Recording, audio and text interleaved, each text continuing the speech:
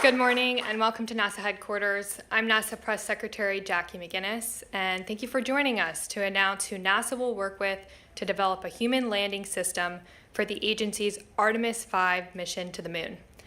NASA issued the solicitation for the lander, known as Appendix P, in September of 2022 as part of the ongoing development of advanced space exploration technologies, capabilities, and concepts. We're joined today by NASA Administrator Bill Nelson, Jim Free, Associate Administrator for the Exploration Systems Development Mission Directorate, Lisa Watson-Morgan, Program Manager for NASA's Human Landing System, and we'll also hear from a company representative before answering your questions. But first, I'll hand it over to Administrator Nelson.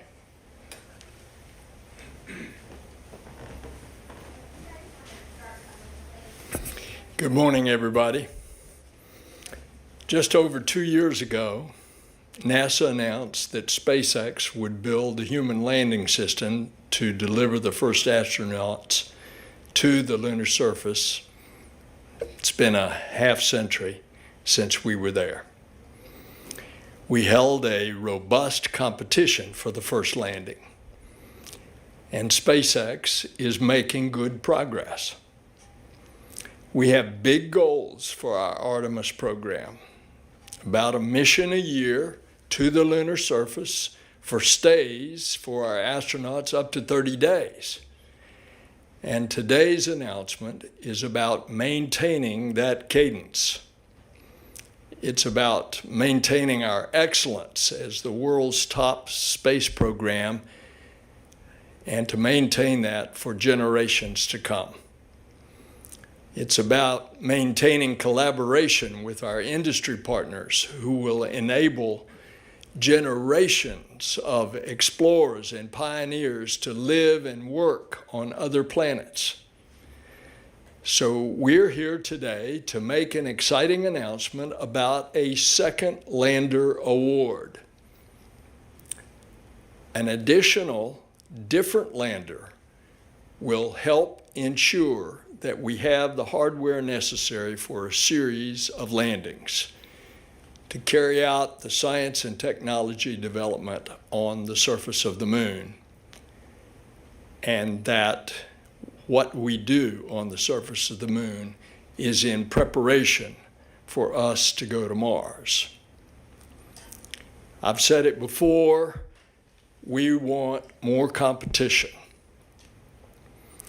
We want 2 landers, and that's better, and it means that you have reliability, you have backups. It benefits NASA, it benefits the American people. These are public-private partnerships. It's the new way that we go to the moon. It helps NASA share the risk, the technical risk, and the financial risk, the cost, to enable, at the end of the day, mission success. This new lander will be built and operated according to NASA's sustaining lunar lander requirements, which, needless to say, when you put astronauts in that environment, those requirements are vigorous. Those capabilities include docking with Gateway, the mini, some call Lunar Space Station. It includes increased crew capacity. It includes transporting more cargo for science and exploration on the moon's surface. And so today, we, NASA, announced that Blue Origin and partners Lockheed Martin, Draper, Boeing, Astrobotic, and Honeybee Robotics will build a human landing system to deliver NASA astronauts to the lunar surface. For the Artemis 5 mission, NASA's SLS rocket will launch 4 astronauts to lunar orbit aboard Orion. They'll transfer to the Gateway before entering Blue Origin's Blue Moon lander for about a week-long trip to the South Pole. And there they will conduct science and exploration activities. Our partnership will only add to this golden age of human spaceflight. Our work with commercial and international partners is keeping people fixated on the stars. And if you doubt this international aspect, just look how we were received a month ago when we went to Ottawa, Canada, received by the Canadian government because the first foreign astronaut on Artemis 2 to the moon is a Canadian astronaut. They are eager to be our partner, and that is true across the globe. The historic Artemis 1 test flight 6 months ago was a huge success. In Houston last month, we saw firsthand the progress that Axiom Space is making on the spacesuits, and those are the ones that our astronauts will wear on the moon.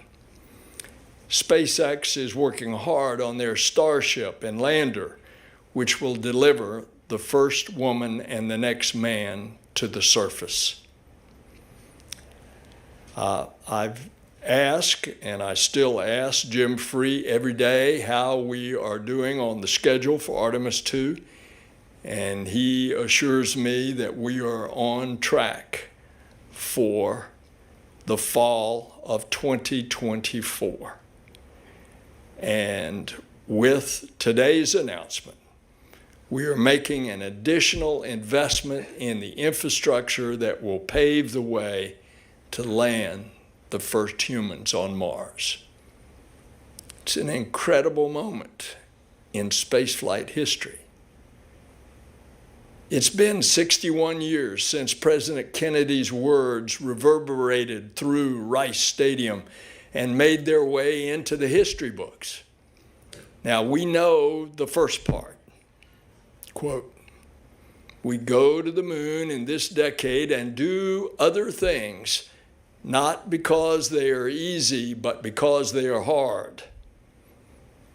But he continued, "Because that goal will serve to organize and measure the best of our energies and skills, because that challenge is one that we are willing to accept, one we are unwilling to postpone, and one in which we intend to win." Our shared ambitions now are no less lofty than when President Kennedy dared a generation of dreamers to journey to the moon.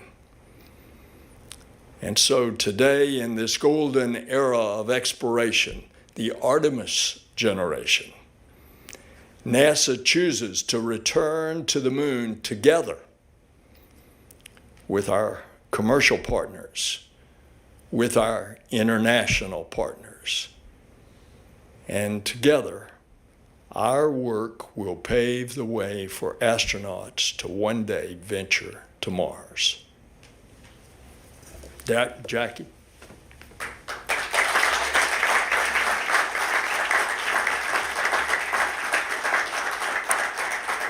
Thank you, Administrator. Before we go to our next speaker, I want to welcome some of our partners from Blue Origin to join us here in the auditorium.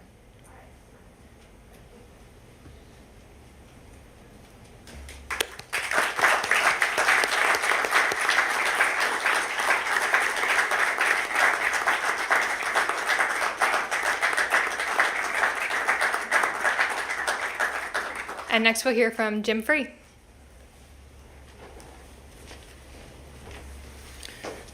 Thank you, Jackie. Good morning, everybody. It's a great honor to join you here this morning and welcome our new teammate to this side of the Artemis program in Blue Origin and congratulate you on your award.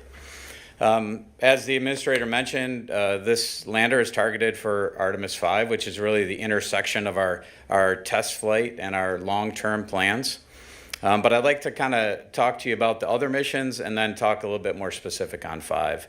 So the administrator talked about Artemis 1, an incredible, flawless mission. I think we've used a lot of superlatives around it, and all of them well-earned. And the data that we have from that mission is informing our next one, which the crew being here in DC the past 2 days, I've only heard the stories of them. I haven't seen them, but the stories certainly have gotten around about an incredible crew that will fly in Artemis 2, test out our ECLIS systems, fly around the moon, and really give us that confidence to fly crews on every mission thereafter. As the administrator also mentioned, Artemis 3 will have the SpaceX lander on it and the Axiom suits. Critical developments for us returning humans to the moon, where we'll have those humans to explore that history that is the South Pole, 4.5 billion years of solar system history right there on the moon. And we use the crew's decision-making skills and dexterity to really get samples to bring back for our science mission directorate partners to use and explore further. And I always told Thomas Zurbuchen, he opened that last sample last year of the Apollo program, I think to challenge us to get back there sooner. So the gauntlet has been laid down. On Artemis 4, that really critical test flight where we bring on the exploration upper stage, our co-manifested payload capability where I have our international partner, the European Space Agency and JAXA with the IHAB module, continuing to build our capability where we'll go to Gateway for the first time and use Gateway and the SpaceX lander built to the sustainable lander requirements to go down to the surface and bring the crew safely back home. And then finally, Artemis 5, which we're talking about the lander for today, where we'll really get to that yearly cadence of missions. That's our goal, is to be at that yearly cadence with Artemis 5. We'll take up the Esprit module in the co-manifested payload space with the crew. And that's, again, provided by the European Space Agency, so our international partners continue to grow there. We'll have the crew transfer from Orion to Gateway and then into the Blue Origin lander and go down to the surface. This lander, much like the SpaceX second lander, will have those sustainable lander requirements to allow our crews eventually to stay up to 30 days as we build up the infrastructure, which is all based on our Moon to Mars objectives long term. Our objectives we're trying to prove out at the moon to go on to Mars, and around which we built our recently released architecture. So I'd like to take a minute just to thank the NASA team that worked on this procurement for the past year plus. It's an incredible, daunting job. It's a lot of work, and I'd like to personally thank the folks from across the agency, led by the folks at Marshall, but folks across the agency that supported that. So I would like to thank our NASA team. With that, congratulations again to our Blue Origin partner that joins us on this side of the Artemis program. You know, for me, being part of the Artemis team is a great honor, but it comes with great responsibility. I hope that you share that honor today, and I look forward to you sharing that responsibility in the future. With that, let me turn it back over to Jackie.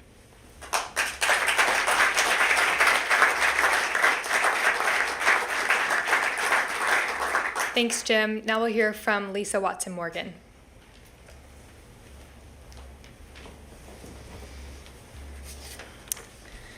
So thank you, Jim, and thank you, Administrator Nelson. It really is just the culmination of so many months. It's so exciting to be here.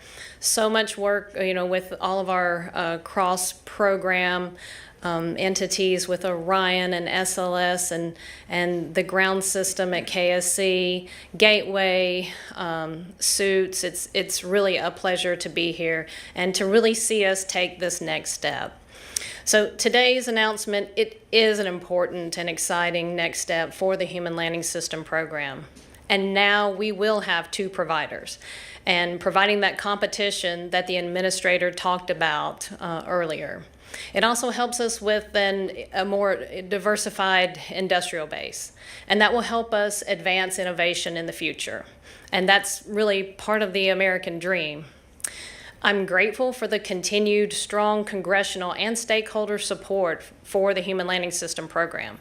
You know, it shows that they're with us, that we're all together as a nation as we approach our return to the moon. We are really excited today to be working with Blue Origin and all of their partners. We definitely have confidence in them and their approach. They have a very exciting architecture with a reusable Blue Origin lander and a Lockheed Martin Lunar transporter, as well as lots of other contributions from their other partners. With 2 lander Pathfinder test flights scheduled in the next few years, I really look forward to working with them on how all that testing is going to help contribute to the overall development and our mission success. And our teams will soon perform a kickoff where we get together, we get to dig in deeper to all the details and the plan, and that will get us started on the execution of the Artemis 5 mission. And that's what we're all about. We're definitely about execution and getting started. Now, I also want to say the lander system and the programs, Artemis, and all of the efforts on Moon to Mars. What we are trying to do is build on the lessons of the past. And I do want to take a moment to say earlier this week at the Johnson Space Center, I was able to meet with Charlie Duke, a former Apollo astronaut. And we heard from his lips what it is like, the hurdles we have to overcome, some of the things maybe we didn't think through, and how all that will affect our implementation. And I'm telling you, that was such a gift. And with that knowledge and the experience base that we gained from listening to him and to others, we're building a stronger future that will help us be successful on the South Pole and in our sustaining efforts. So with that, I just want to say thank you, and I'm really excited to get started.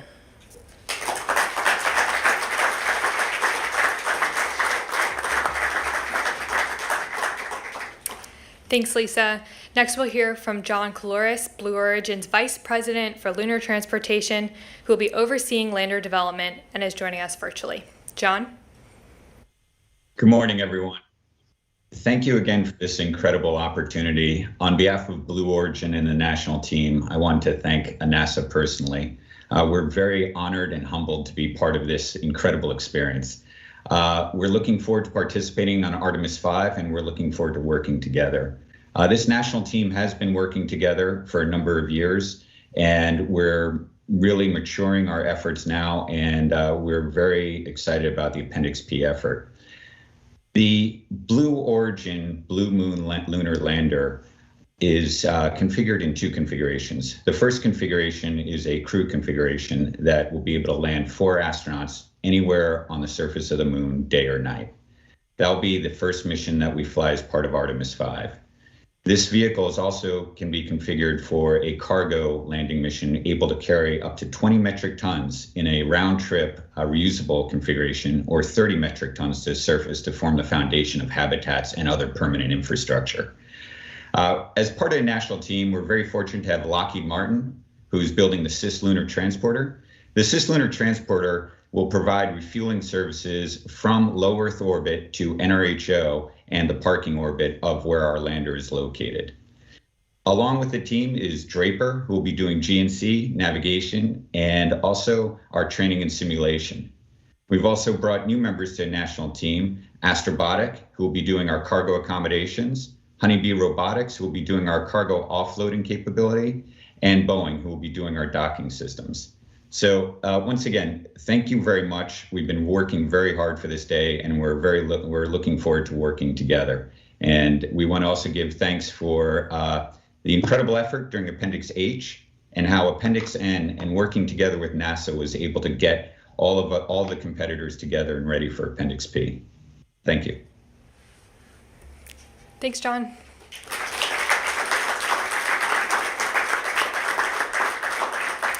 So now it's time to answer your questions. We'll take both questions over the phones and here in the room.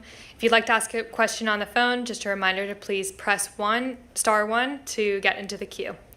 First up, we have a question in the room from Joey Roulette with Reuters. Thanks, and congrats to Blue Origin. What's the value of the contract, and how much money is Blue Origin putting into it? John? Certainly. So the total evaluated price will come out. I will say that Blue Origin, our endeavors to make human permanence on the moon is been part of our core beliefs for some time. So we want to establish permanence on the moon, and we want to ensure that we have consistent access to the moon. So with that in mind, Blue Origin itself is contributing over 50% of the total effort to get to not only this mission, but to ensure permanence. Can you say how much the proposal was, or what you think the award might be, as far as value? I'm sorry, I didn't hear that question. John, he's asking how much the award was for. And our team can, Jim, do you want to jump in? Yeah, I mean, you'll see it in the documentation that's released, but the award was about $3.5 billion, the NASA award. Thanks. Thanks, Joey. Next up in the room, we have Jeff Faust with Space News.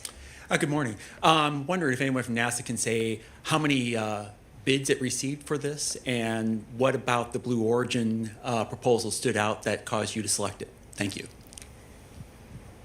We evaluated 2 proposals for the competition, and I would say the selection statement's going to come out here shortly. I encourage you to take a look at that for the specifics, Jeff. Next, we'll take a question from the phones. We have Irene Klotz with Aviation Week. Thanks. We can't hear any of the questions or the answers, by the way, so sorry if this is redundant, but could you say again the value of the award and what it covers as far as test flights? And also if there was how many proposals did NASA review for the HLS sustaining work? Thank you. So I just want to check in with Brad, our operator, about the technical difficulties. I want to make sure our folks on the phone can hear. The value of the award was $3.4 billion, and John said they're contributing about more than 50, over 50%. Brad, just want to double check though. Sorry that our folks can hear us.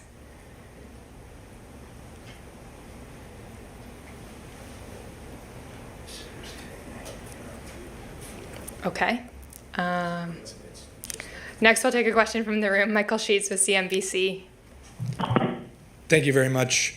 I believe this question is best for NASA. Still on the contract value, I want to make sure I understand correctly, because previously Blue Origin had said that they would be willing to fund up to $3 billion themselves. So am I understanding correctly that this is effectively a $6 billion combined development effort? And secondarily, is the Artemis 5 mission still planned for 2029? Thank you. So, Yeah, so it is. We're still planning Artemis 5 for 2029, and the award was just over 3.4 billion, and I think it's Blue Origin's. They've given you the 50% number. They can be more specific on the total dollar value amount. John, can you care to comment on that one? Yeah, hey Mike. So that's correct. Blue Origin is contributing well north of $3.4 billion as part of this effort. Thank you very much. thanks. We'll take our next question from the phones. Eric Berger with Ars Technica. Yeah, hi. Thank you very much for doing this, and congratulations on such a big day. I guess my question is about NASA's budget priorities. You know, we saw a great flight of the SLS rocket late last year, and so that's getting to be flight proven. And now kind of a long pull on these lunar landings is the actual landers. And it seems like your budget for lunar landers is about the same as the rocket over the next 5 years. And so I'm just wondering, you know, Administrator or Mr. Free, you know, do these budget priorities really reflect the urgency necessary in sort of getting to the lunar surface? Because, you know, the rocket's there, and then the lunar landers are still have a long way to go. Thank you. You have a handheld. Both the Congress and the Office of Management and Budget have been very generous with us in making sure that we have the landers and that we have 2 landers. That has not been an easy task, but I want to give the shout out to both of them. They recognize that that's what is needed. Now, if I understand your question, is that provided in our budget? The answer is yes.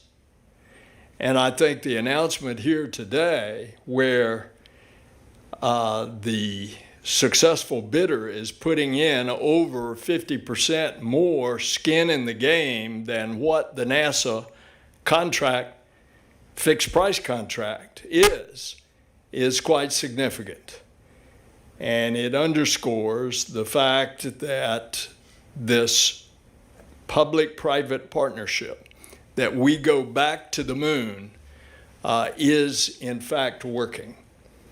It's worked in the first instance, as I said at the outset of my remarks, with SpaceX. And they likewise put in a lot of skin in the game. And that mission for the first lander is proceeding on schedule.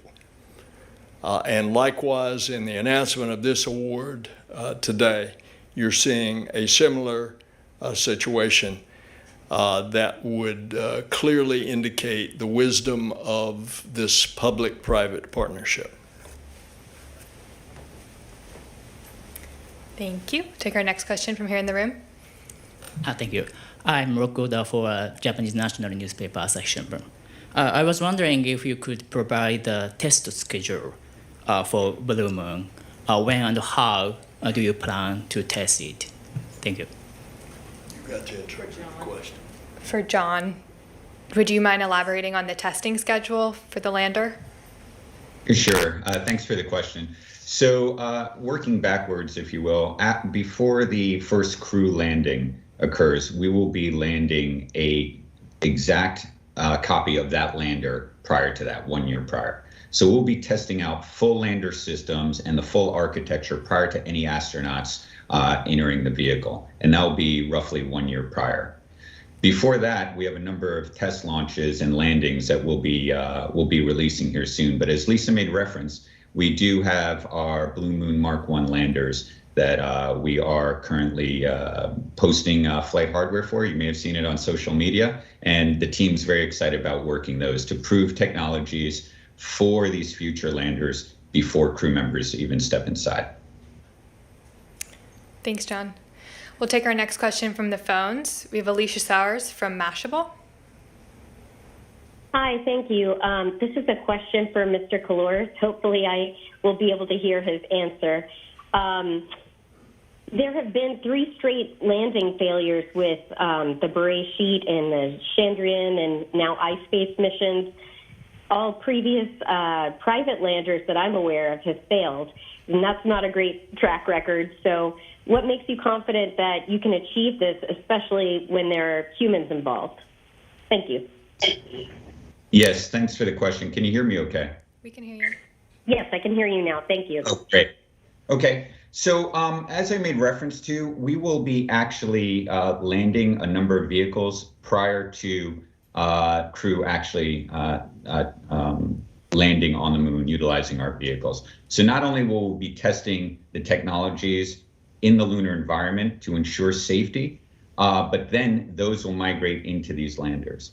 They will also fly, as I mentioned, the complete version of the lunar lander in an uncrewed fashion 1 year prior to check out all systems. We'll then launch a new lander for crew members to go on board.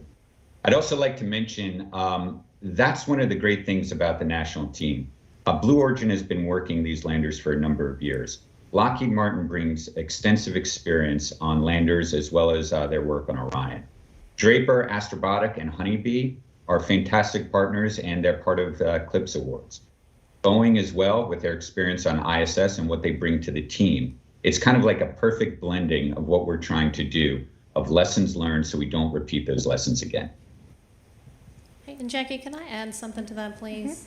Yeah, and I also want to add that there's also the NASA Insight and the experience base that I mentioned in some of my earlier comments. And we're working towards human rating requirements. And, you know, as you saw from the Artemis 1 launch, we fully understand those. So working together collectively, we can bring the best from the government side and our years of experience with their experience. And we do believe it will be successful. Thank you very much. We'll take our next question from the phones. We have Christopher Quicknose with Astronomy Magazine. Yes, thank you. Can you hear me okay? We can hear you. Okay, great. Thank you. This is, I guess, a question for John, maybe getting a little more specific about the test schedule or sort of flow of tests. Is there the possibility, or are you planning for a crewed mission in Blue Moon that is Earth orbital before you actually do the crewed landing on the moon? Thanks for your question. It's a great question. The first time that crew members will enter the lander will be when it's docked to Gateway. The crew members will go to Gateway via Orion and then transfer to a lander for operations between NRHO and the lunar surface, and then back to Gateway. Okay, thank you. So, so that will actually be the Artemis 5 mission. Will be the first time crew are in it. That's correct. That's correct. And we have, as we mentioned, all these demonstration missions prior to that, leading up to that mission. Great. Thanks. Thank you very much. Thank you. Certainly. Thank you both. Our next question on the phone is from Micah Maidenberg with Wall Street Journal. Hi there. Hey, John. Sorry if I missed this earlier, just with some of the technical issues, but how will Blue and its partners get, its landers out to the moon for the test missions and later to Gateway for Artemis 5? Thanks. Certainly. So we utilize our New Glenn launch vehicle for all of our components, both the lander to go to NRHO, as well as the cislunar transporter, and then follow-on refueling flights. Thank you both. Our next question on the phones is from Alan Boyle with GeekWire. Thank you. I had a couple of questions maybe to fill in some of the gaps in my understanding. I think it was mentioned that there would be a couple of Pathfinder flights, and so there's the one that happens a year before the crewed flight. And I think previously Blue Origin had talked about how this was perhaps going to land in the vicinity of where the crewed landing might take place, and it might be possible to send some cargo that could be used during the crewed mission. So that's one issue that I wanted to find out, is whether that was still the plan. And then are there other Pathfinder flights that would be flown before that uncrewed lunar landing, or are you referring perhaps to a SpaceX Pathfinder flight, for example? Thank you.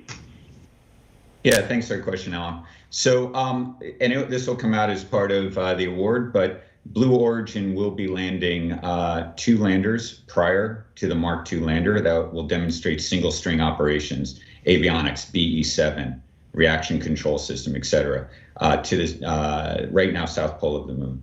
Then after those 2 missions, we'll fly the first uncrewed mission as part of this award in Appendix P and return that to NRHO. That goes, and that's worth noting, because right now that's above and beyond the Appendix P requirements of just landing. We actually are going to lift off and bring it back to NRHO. And then we'll launch a new lander that will then carry crew to the surface. Thank you. Our next question on the phones is from Bill Harwood with CBS News. Yeah, hi, thanks. John, can you give us any ballpark on the mass of the lander, the Mark II lander that's going to carry astronauts, just to give us a sense of that, and any dimensions you might have off the top of your head to ballpark it? And out of curiosity, what's going to happen to the unpiloted lander the full-up lander that you test before the astronauts come? Is that simply discarded, or is it in some way, can it be used again? Thanks. Sure, great question, thanks. I'll work backwards. The first lander could be utilized again. We're right now using that as purely risk reduction so that our efforts are not dependent on that lander, but it could absolutely be utilized a second time. The lander is optimized for our 7-meter fairing of New Glenn. So we specifically optimized height and mass for New Glenn. And then mass will be part of the release when we get into that, because it depends, of course, on which mission and so forth. The important points, as you can see here in the graphic, because this is now a sustainable lander, the Appendix P requirements allowed us to look back at the original Appendix H and say, okay, if we want to emphasize robust, reliable, low-cost operations, how would we structure that lander? And it was an integrated lander. And as you can see here, it's an integrated lander that now allows crew access to the surface, not only rapid access to the surface, but then also scales for future efforts such as a lunar terrain vehicle or habitats, where perhaps those could dock directly to the lander crew module and not require an EVA to transfer from the vehicle to one of these permanently placed assets. So that's why we're proud of this lander. And as you can see, it's an integrated lander so that the entire system can be reused and then land again in a different location in the moon. Thanks, John.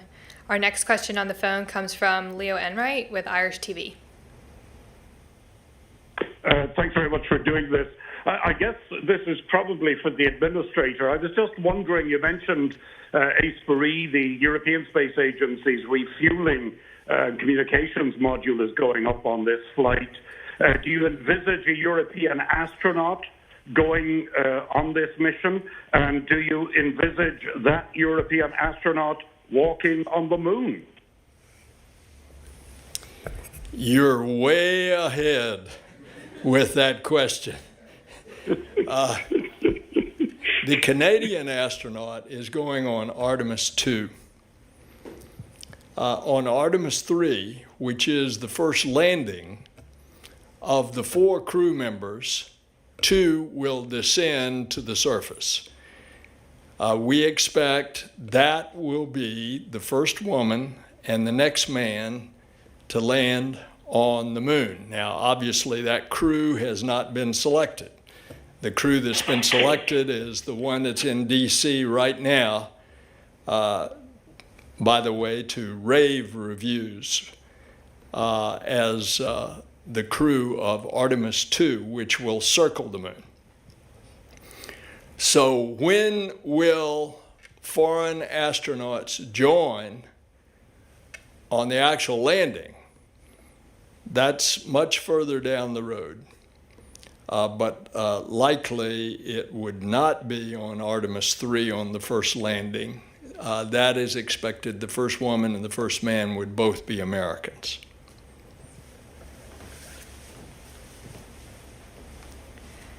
Thank you. Our next question on the phones is from David Denault with About Space Today.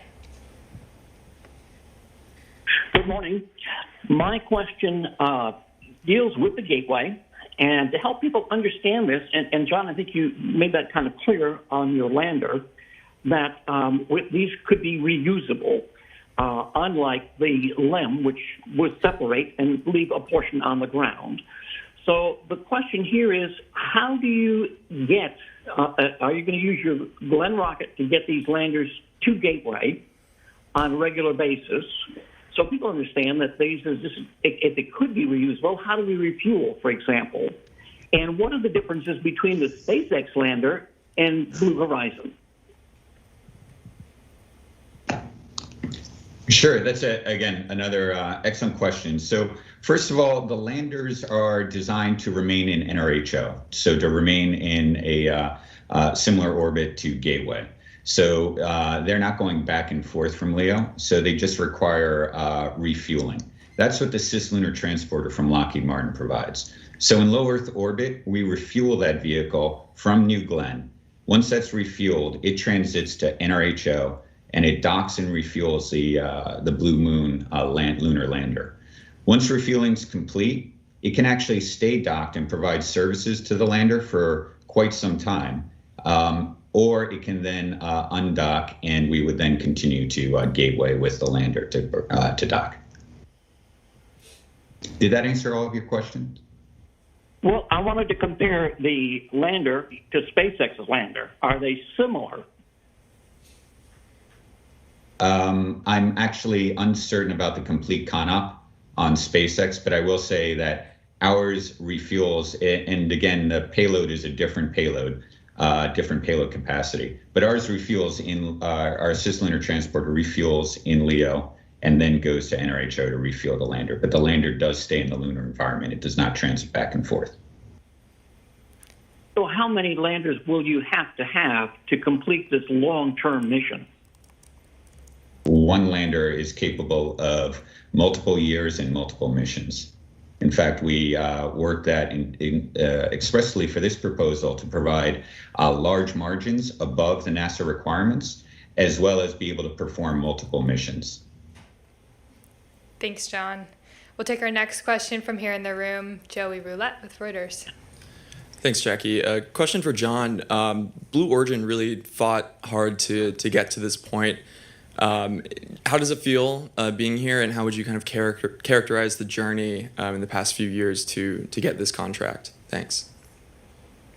That is a fantastic question. It's we've got a strong group of very motivated, very humble yet proud people, and we worked very hard on Appendix H, and we learned so much from that, and so much from the NASA collaboration, that allowed us to enter Appendix N, revisit our entire configuration and our architecture, and be successful today for Appendix P. So I can tell you the feeling is absolutely fantastic. I'm proud, and I'm proud of this team across the entire national team.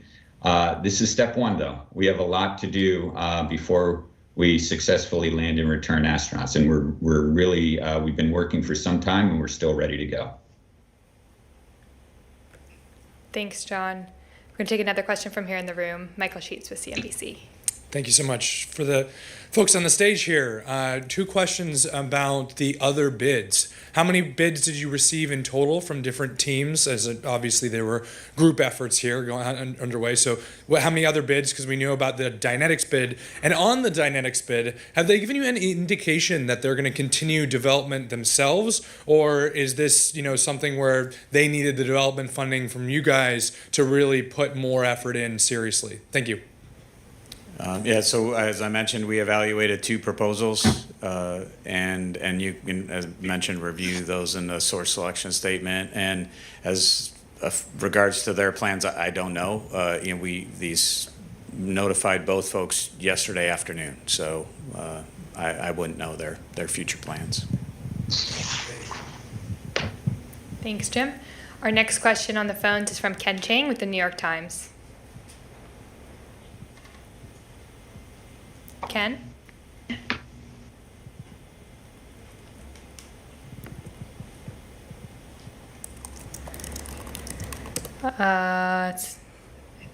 Ken, can you hear us? If not, our next one on the phone is David Curley with Discovery Channel. Unless we lost the phones.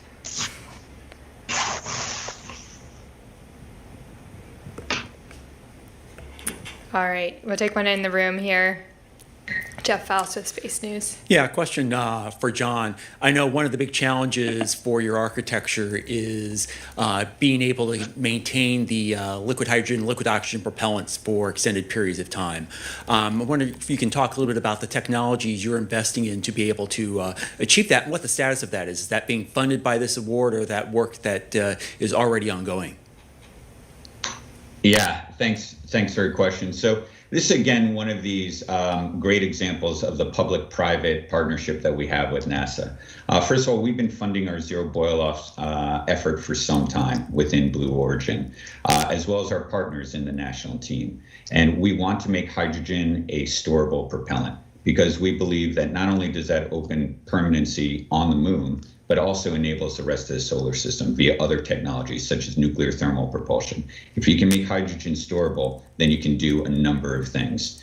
And if the ability to eventually utilize lunar resources allow us to extract propellants, we'll want to store those. So we've been working very hard internally. We also have a number of tipping points, not only on zero boil off, but also how are you going to transfer these propellants, the couplers, the pumps, how do you transfer from vehicle to vehicle so far from Earth? So again, we've been working quite some time on this. We've been doing quite well on our zero Kelvin zero boil off system. Our 20 Kelvin zero boil off system. But I just want to reiterate, the partnership with NASA has been critically important in order to get that as far as it has so far. Okay. Our next question, we're going to try the phones again, is from Ken Chang with the New York Times. Ken, can you hear us? I can hear you. Can you hear me? We can hear you. Hello? Yep. Great. So the two questions for John Coleridge. One, is the name of the lander officially Blue Moon? And two, do you have plans for any commercial non-NASA missions using the system? Yes, thanks for your question. So it is the Blue Moon Lunar Lander. Internally, we have version numbers, but the Blue Moon Lunar Lander is the name of the vehicle. And we do have a number of commercial entities that are interested. So kind of like to the previous question, not only NASA and Blue Origin and the national team, but there are other customers that are looking to utilize the capability that we're offering. So we would offer both, just in the spirit of commercial space, we'd offer both external as well as internal opportunities. Thanks, John. Great, thank you. We have another question from the phones. David Curley with the Discovery Channel. Thank you, Jackie. John, you talked about designing this spacecraft to go with New Glenn. Can you give us a sense of what Blue Origin is thinking is its role in Artemis in 2030, 2035, overall, big picture?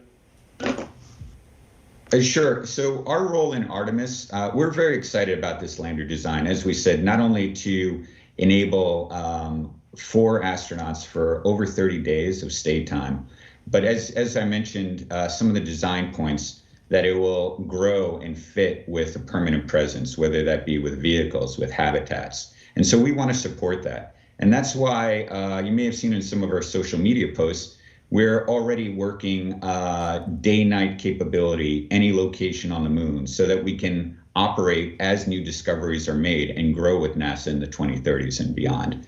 But also our cargo lander. The fact that we can carry up to 20 metric tons in a reusable configuration and up to 30 metric tons in a one-way configuration allows NASA, allows the international world to make discoveries on the moon and adapt to where we may want to put those assets. So that's what we're thinking, and that's also why we look to exceed the requirements in the Appendix P solicitation, so that as we make new discoveries, as we learn new things, that this lander can support growth if it's needed. Thanks, John. Our next question on the phones is from Tim Fernholz with Quartz. Hi there. Question for John.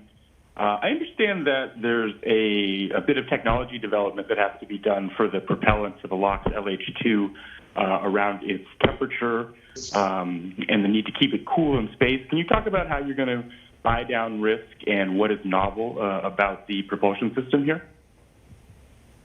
Yeah, certainly. Again, great question. So Blue Origin, as I mentioned, we're a firm believer in the utilization of hydrogen as being a core, extremely efficient propelling combination for not only lunar exploration, for beyond. So even since that time, since we started, we've been looking at how do we utilize hydrogen, how do we gain experience. Our BE-7 engine, which we have on test stand 116 at Marshall Space Flight Center, has been firing off a number of times, doing quite well. We've accumulated a lot of time on that engine. Zero boil off. So again, being able to store that propellant in space That is an important effort. It's got a lot of our attention on it, but it's to make hydrogen and oxygen a storable propellant. And so we're working, we're building cryo coolers right now. I don't want to go too much into technology, but we are building that hardware. We're building hardware specifically for the high RPMs that are required in order to keep these propellants stored permanently. And that's what we've been testing, not only on the ground, but then we'll be working with with our NASA partnership on their test stands, and then continue testing on orbit. Thanks, John. Our next question on the phone comes from Stephen Clark with Spaceflight Now. Thank you. I think a couple of questions for John, if I could. If you could pull up the artist illustration and kind of walk us through the different elements of the lander from top to bottom. And earlier someone asked about the height of the lander from landing legs to the top. If you have that number available, that would be great. If you could walk through that for us, please. Thanks. Sure. So as I mentioned, maybe if you can bring the graphic up, the lander itself is designed to fit in the 7-meter diameter fairing of New Glenn. It's 16 meters tall, and its dry mass is 16 metric tons. With propellant, we're north of 45 metric tons. Going from the top down, it's a little cut off, but on the upper deck are high gain antennas. We actually exceed NASA requirements for high gain communications coverage to not only to Earth, but via relay services. Working from top to bottom, the large tank is our liquid hydrogen tank that's behind those the two panels that you see there. Those are thermal radiators. On the back side of the vehicle facing the sun is the solar array. Right below that is our liquid oxygen tank. And then right below that is the crew module that's capable of carrying 4 crew members with an airlock and with immediate surface access. You can see to the left of the 2 large windows there is the docking adapter, and that's the docking adapter that can be utilized for would be used for gateway operations. Thanks, John. Our next question on the phones is from Zach Aubert with the Launchpad News. Yes, thank you, Zach Albert, TLB Network Launchpad News. First, congratulations to Blue Origin. For John, can Blue Moon go directly from LEO to NRHO and then land crew on the moon in one go, or will it require refueling from a tug before the first landing? And how much lead time does Blue need to be able to build a Blue Moon lander to be ready for another mission? And then for NASA, following Artemis 5, how are you going to select which lander is selected for each mission? Are we thinking a rotational system, or what are the thoughts there? Thank you. John, do you want to start? Sure. So, yeah, starting off, the Blue Moon lander is capable of going from LEO to NRHO. However, it would then have to be refueled again to go from NRHO to the surface of the moon. And the reason for that is we don't want to carry all that additional structure and mass that's required to do that entire trip. It's not part of the requirement, especially since we're leaving the lander in NRHO in the proximity of the moon. Your second question, I'm sorry, I can't recall right now. Oh, how long lead time for the lander? Right now, we are building test components of our tanks, and we fully expect to meet the NASA schedule for both vehicles. So both the first uncrewed demonstration Blue Moon lander, and then the crewed the crewed lunar lander. Thanks, John. Jim, do you want to say this? Yeah, so our acquisition planning for Artemis 6 and out is just getting underway. Obviously, we'll take advantage of technologies and systems that have already been developed, but we're just at the forefront of for Artemis 6 and beyond. Thank you. And we have a question on the phones from Ken Kramer with Space Up Close. Thank you. Thanks for doing this. Let me ask the NASA folks a question. Can you talk about the Artemis 3 and Artemis 4 missions a little more? How long will each of those be, since Artemis 5 is going to be for 30 days? And do you plan on landing all of these at the same site, or will they be different landing sites at the South Pole? Thanks. So mission durations for 3, 4, and 5, actually those probably be short duration. The 3 and 4 definitely be short duration missions. I expect 5 will probably be as well. But of course, we're looking at each of those missions as we go along. As to where we'll land them, we announced last year the 13 landing regions that we're looking at for 3. We'll look mission by mission of where we want to go with science as our highest priority. So right now we're focused on where we're going to land that final landing site within one of those landing regions for 3 right now is in the evaluation process. And the science team has ideas of where they'd like to go at the poles for future missions beyond that. But right now we're just focused on selecting for 3. Thanks. I think we'll try and take one more. Our last question is from Bill Harwood with CBS News. Hey, thanks a lot for coming back to me. Just a real quick one for John. As someone who's covered space for a number of years, things do break. Can you talk about what capability astronauts might have to make repairs on this vehicle in lunar orbit? I assume you've got systems that are replaceable or could be repaired, but if you're going to use it long term, obviously you have to have some way to do maintenance. I'm just wondering if you can talk about that in general terms. Thanks. Yeah, great question. And that's one of the key factors that went into our design, to build for maintainability, to build for reuse, and to build for that robustness, especially as we learn new lessons. So first of all, the NASA requirements are great. Lisa made reference to the design and construction standards. What we have to do to support astronauts on this vehicle is very helpful in guiding a lot of this. But then there are things such as line replaceable units. Are they in easy access? Are they within the pressurized or unpressurized volume?